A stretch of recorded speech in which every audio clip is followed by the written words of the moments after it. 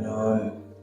Ngayon mag-vlog tayo ng Brit game habang tumatay. Level 10. Ito.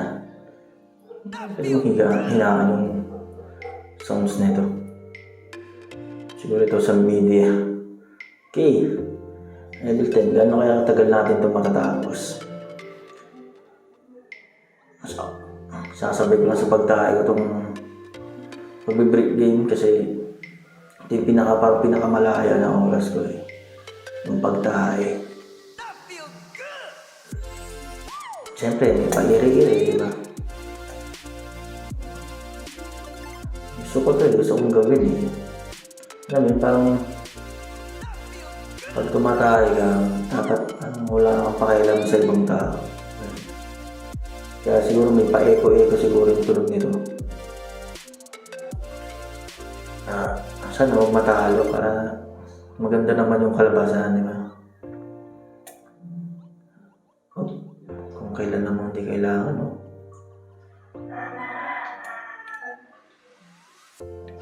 So, kanina inaalam ko pa kung ano talagang pangalan nito. Brit game, di ba? Ano pala, Brit game pala.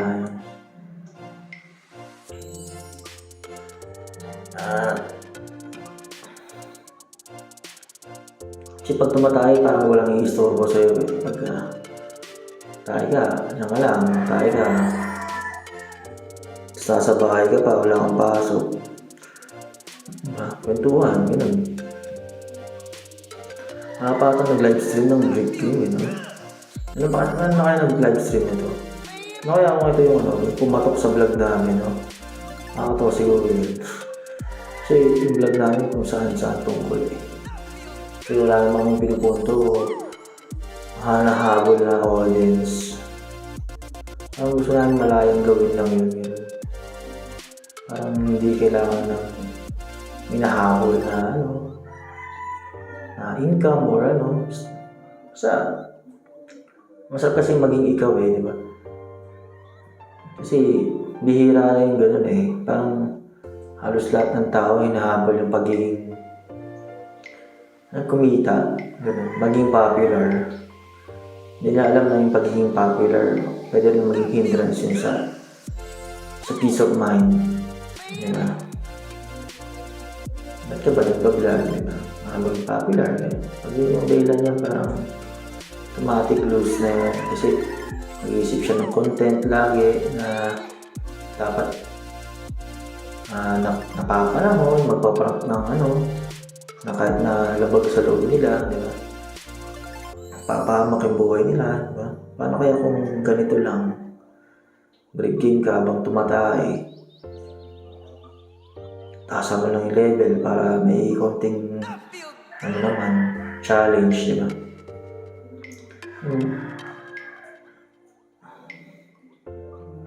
Minsan kasi ganun naman eh. Parang hindi mo kailangan na madalin lahat. Enjoy the process kasi ito tulad nito, diba? Sobrang daming ayusin, hardship ng pagpapile, hindi basta-basta.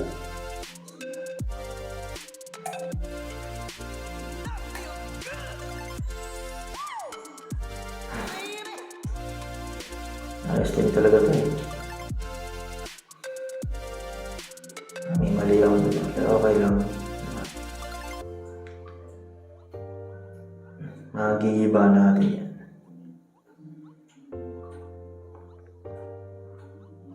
So,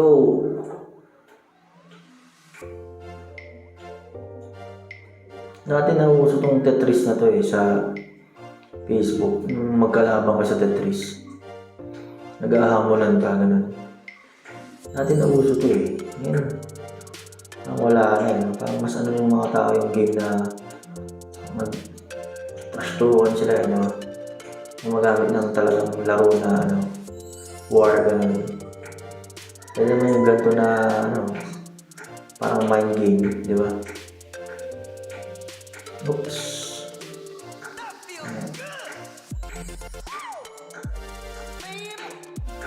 Maganda yung ganito na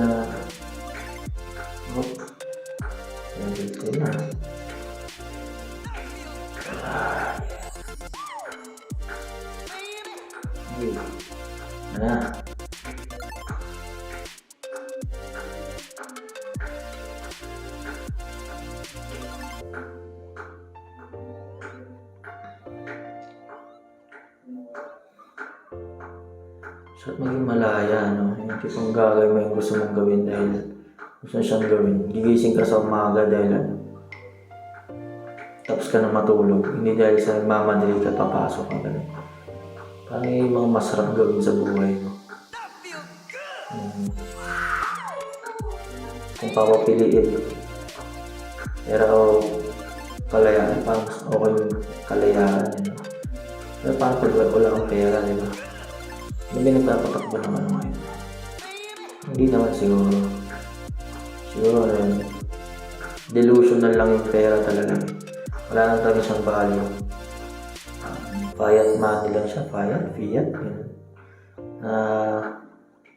Ginawa na ng halaga. Yung dapat ang may value nga talaga yung mga ginto, fruits, vegetables. Kasi sila yung tunay diba? O consume. Ang ganun. Yung land yan, yung real estate property, yung mga tunay na may value.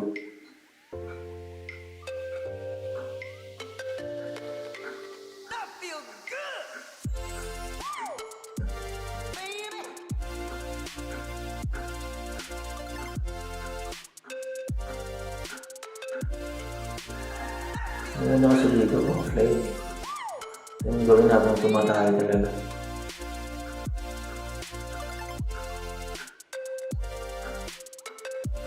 Hindi kailangan mag-worry sa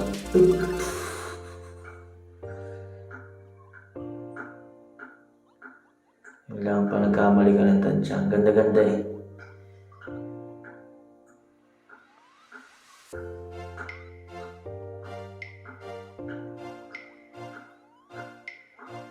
Minsan ganun talagang buhay. May mga hindi inaasahan na nangyayari. Sample ko yun, kamali eh. Kamali ng tansya.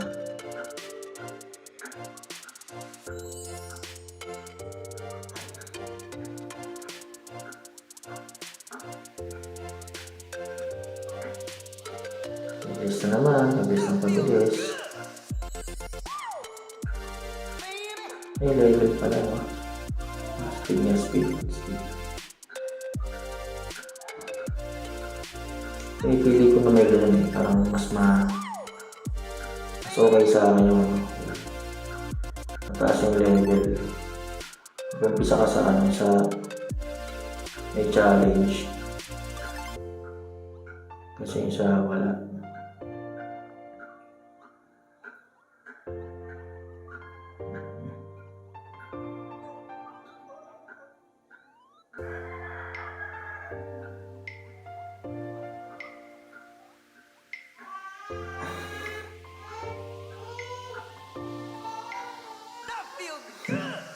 Siya nag-iingay na naghanap ng kalaro.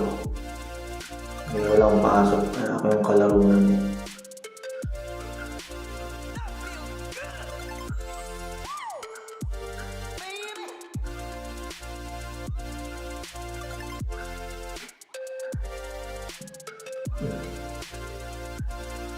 Kasi gagawin ko lang itong vlog na to pag nasa bahay ako, pag gusto ko, pag tumatay ako, ganun.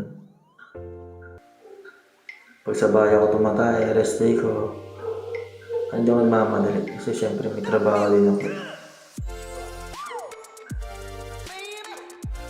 Pag nakuha ng flat na to, wala na, parang tapos na, game over na. Halos isang layer na yun.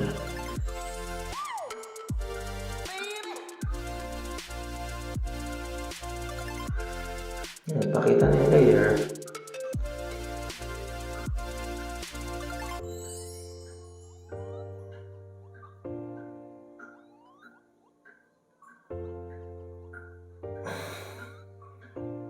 Doon dito nang papaalam, 10 minutes.